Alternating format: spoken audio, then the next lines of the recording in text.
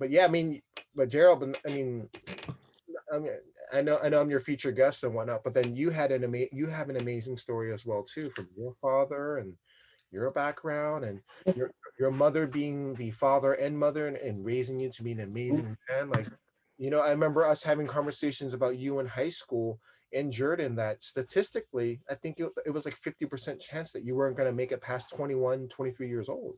You know, now we're like in our mid 30s. Like it's I'm at 35, baby. Let's keep it going. I'm a young man still. No, I'm getting up there, but no. And I think that.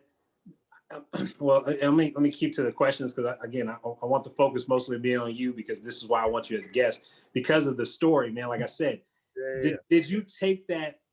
Like, again, you still haven't went to my question about when you really got involved in cooking. I'm gonna keep asking that, but when did your mom start to teach you, in the sense of you actually started to take it in, and then as you started to realize what that anger stemmed from, and that you were able to have these conversations with your parents, were you able to take that anger? And because it doesn't go away. You learn to work through it and understand why you were angry. But have you utilized a lot of that anger, especially in the beginning of your finding who Tu Phu is as a chef, and what your story is? Did you use that anger in your cooking? And did it help? Did it not help? Was it therapeutic? Like, give me that, because you're very hands-on. Every time I see you, you're grabbing something with your hands, like, take this, rub this, you sprinkle this, and that's great, because a lot of people, you always see you cut up, and you do that too with the chopping of some of the ingredients, but most of the time is really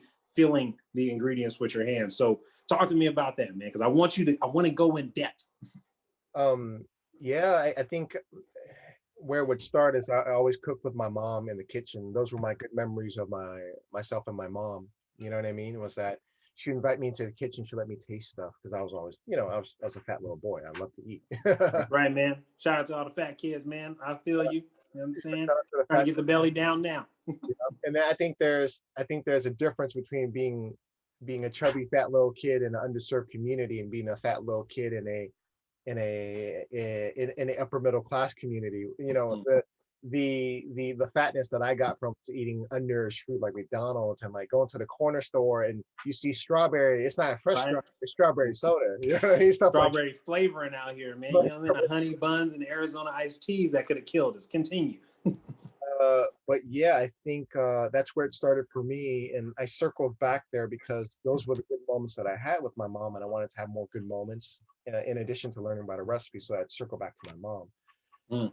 I think that's where it rooted and grew into something bigger and better, and that's where it helped unfold everything. So, considering it started there, it took me once again down this rabbit hole of trying to understand who I am, where I came from.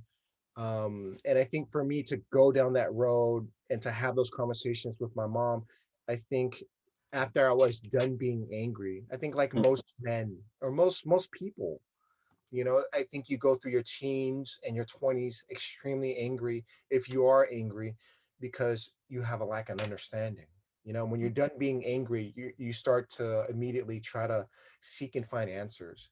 But for you to seek and find answers, you need to shut the fuck up and listen. Facts. Facts.